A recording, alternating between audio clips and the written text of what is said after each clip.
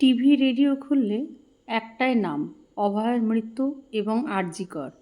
চলুন আর.জি. কর হসপিটালের ইতিহাসটা একবার ঘুরে আসি। 1886 খ্রিস্টাব্দে যুক্তরাষ্ট্রের এডিনবরা বিশ্ববিদ্যালয় থেকে চিকিৎসা শাস্ত্রে উচ্চশিক্ষা সমাপ্ত করে ডক্টর রাধা গোবিন্দ কর ভারতে ফিরে আসলে কলকাতায় একটা জাতীয় চিকিৎসা প্রতিষ্ঠান তৈরির উদ্দেশ্যে তিনি একটি বৈঠক আহ্বান করেন। ওই সালের 18 October doctor Mahendranath Banerjee, doctor Akshay Kumar Dutta, doctor Bipin Bihari Maitra, doctor M L. De, doctor B G. Banerjee এবং ডক্টর কুন্দন ভট্টাচার্যের মতো কলিকাতার বিখ্যাত চিকিৎসকদের উপস্থিতিতে ওই বৈঠকে ব্রিটিশ শাসকদের অধীনে সরকারি প্রতিষ্ঠান থেকে পৃথক একটি মেডিকেল স্কুল স্থাপনের সিদ্ধান্ত হয়। এই সিদ্ধান্ত থেকে 161 বৈঠকখানা বাজার রোডে ক্যালকাটা স্কুল অফ মেডিসিন প্রতিষ্ঠিত হয় এবং শীঘ্রই 117 বউবাজার স্ট্রিটে স্থানান্তরিত হয়।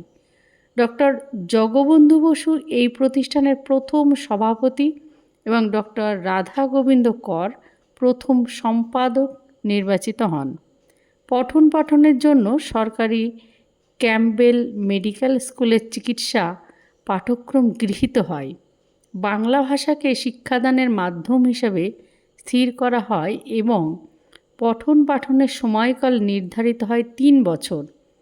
1887 খ্রিস্টাব্দে আগস্ট মাসে এই স্কুলের নাম পরিবর্তন করে ক্যালকাটা মেডিকেল স্কুল রাখা হয় এবং 1889 খ্রিস্টাব্দে doctor Lalmadhab Mukherjee Calcutta medical school ব্যবস্থাপনা কমিটির সভাপতি এবং ডক্টর রাধা গোবিন্দ কর সম্পাদক নির্বাচিত হন।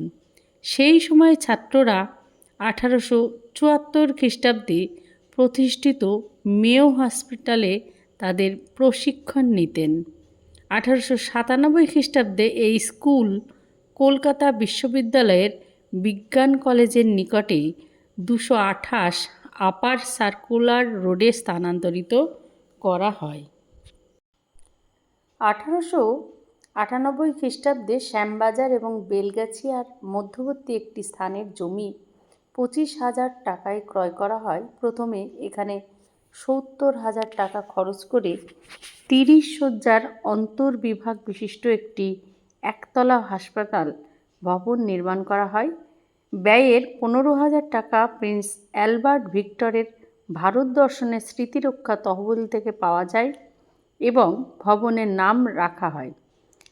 1899 খ্রিস্টাব্দে তৎকালীন বাংলার লেফটেন্যান্ট গভর্নর স্যার জন উডবার্ন, দ্বারভাঙার মহারাজা রামেশ্বর সিং বাহাদুর রায়, বাহাদুর বৈকুণ্ঠ বসু রায়, ডক্টর প্রিয়লাল দে এবং ডক্টর মহেন্দ্রলাল সরকার, রাজা শিববক্স বোগলে, রাজা প্যারীমোহন মুখার্জি প্রভৃতি বিশিষ্ট ব্যক্তিদের উপস্থিতিতে অ্যালবার্ট ভিক্টর হাসপাতালের ভিত্তিপ্রস্তর স্থাপন করেন এবং 1902 খ্রিস্টাব্দে এর আনুষ্ঠানিক উদ্বোধন করেন। 1895 খ্রিস্টাব্দে 10 জুলাই ডক্টর জন মার্টিন কোটসের মৃত্যুর পরে মেডিকেল অ্যাসোসিয়েশনের অব ইন্ডিয়া কোটসের স্মৃতিতে একটি মেডিকেল কলেজ প্রতিষ্ঠা করার উদ্দেশ্যে কোটস স্মারক তহবিল চালু করে।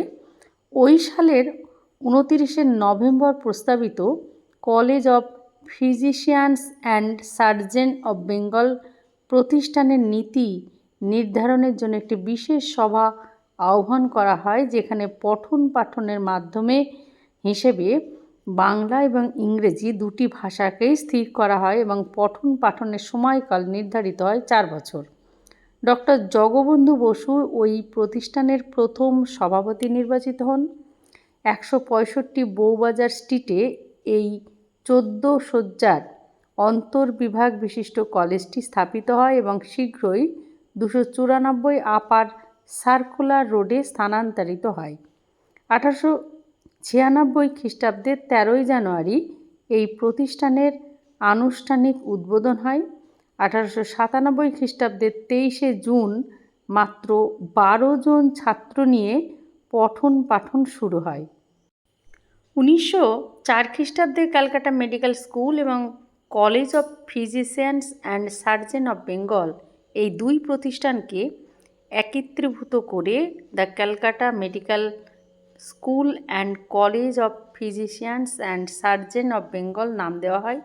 মেডিকেল স্কুলটিতে বাংলা মাধ্যম 4 বছরের পাঠ্যক্রম এবং কলেজে ইংরেজি মাধ্যমে 5 বছরের পাঠ্যক্রম চালু করা হয়।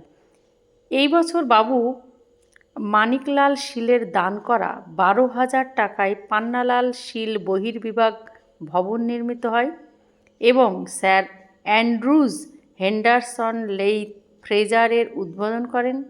এই ভবনের তহবিলে কাশিমবাজারের বাহাদুর মহারাজা মনীন্দ্রচন্দ্র নন্দী 15,000 টাকা এবং বাবু রামচরণ ভর 10,000 টাকা দান করে সমৃদ্ধ করেন। 10,000 টাকার একটি অনুদান বঙ্গ সরকার থেকে প্রাপ্ত হয়েছিল। 1909 খ্রিস্টাব্দে অ্যালবার্ট ভিক্টর হাসপাতাল ভবনের 2য় তলা পোস্তা রাজপরিবারের রানী কস্তুরীর 37,000 টাকা অনুদানের মাধ্যমে নির্মিত হয় এবং শয্যা সংখ্যা 100 অবধি বৃদ্ধি পায়। কর্তৃপক্ষের পরিষেবার প্রশংসা চিহ্ন হিসাবে 5,000 টাকা অনুদান করে এর উদ্বোধন করেন বাংলার তৎকালীন লেফটেন্যান্ট গভর্নর স্যার এডওয়ার্ড বেকার।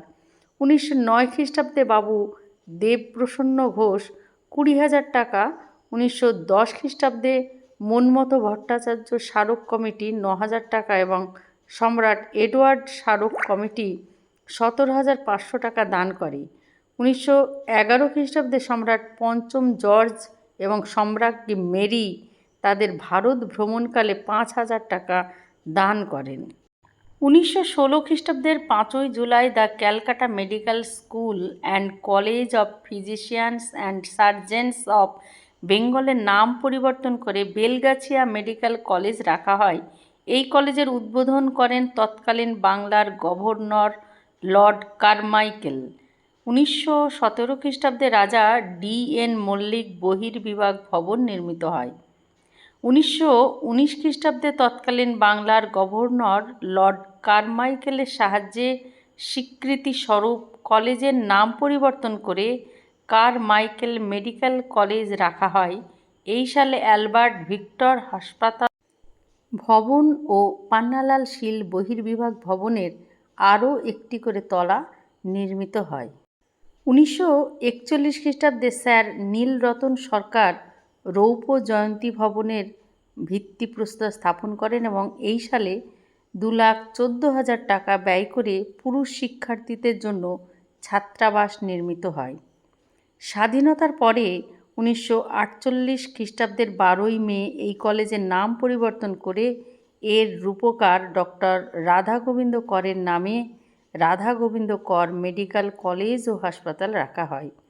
1949 খ্রিস্টাব্দে স্যার নীলরতন সরকার গবেষণা কেন্দ্রে আরও 2টো তল তৈরি হয় এবং এই সালেই পশ্চিমবঙ্গ তৎকালীন রাজ্যপাল doctor Kailashnath Katju Bengal immunity therapy ব্লকের উদ্বোধন করেন।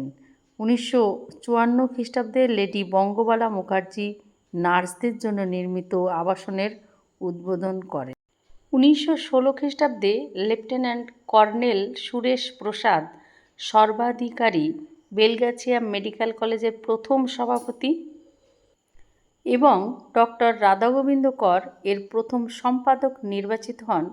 1918 খ্রিস্টাব্দে কলেজের সুষ্ঠু পরিচালনার লক্ষ্যে medical education society of Bengal নামে একটি সমিতি গঠিত হয়। নীলরতন সরকার 1922 থেকে 1941 খ্রিস্টাব্দ অবধি এর সভাপতি পদ অলঙ্কৃত করেন। 1927 খ্রিস্টাব্দে উপেন্দ্রনাথ ব্যানার্জি হাসপাতালে প্রথম সুপারিনটেন্ডেন্ট এবং 1951 খ্রিস্টাব্দে ডক্টর হীরেন্দ্র কুমার চ্যাটার্জি প্রথম সহ অধ্যক্ষ নিযুক্ত হন। 1958 খ্রিস্টাব্দে পশ্চিমবঙ্গ সরকার এই প্রতিষ্ঠানকে অধিগ্রহণ করে।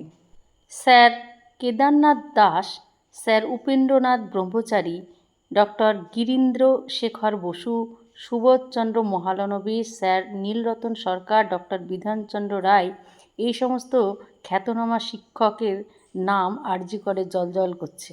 রাধা গোবিন্দ করসহ অসংখ্য ব্যক্তি যারা তিল তিল করে এই কলেজের সুনাম এনেছিলেন পৃথিবী জুড়ে, আজকে অভয়ার মৃত্যু তাদের সেই সুনামকে কলঙ্কিত অধ্যায়ে পরিণত করেছে। আর তাদের আত্মা অভয়ার মৃত্যুটা গল্পের আসরে আমি সত্যিই মেনে নেবেন? আজকে ভিডিওটি এখানেই শেষ করছি। থেকেই আপনারাই কমেন্টের মাধ্যমে জানাবেন আপনারা বিচার কিভাবে পেতে চান।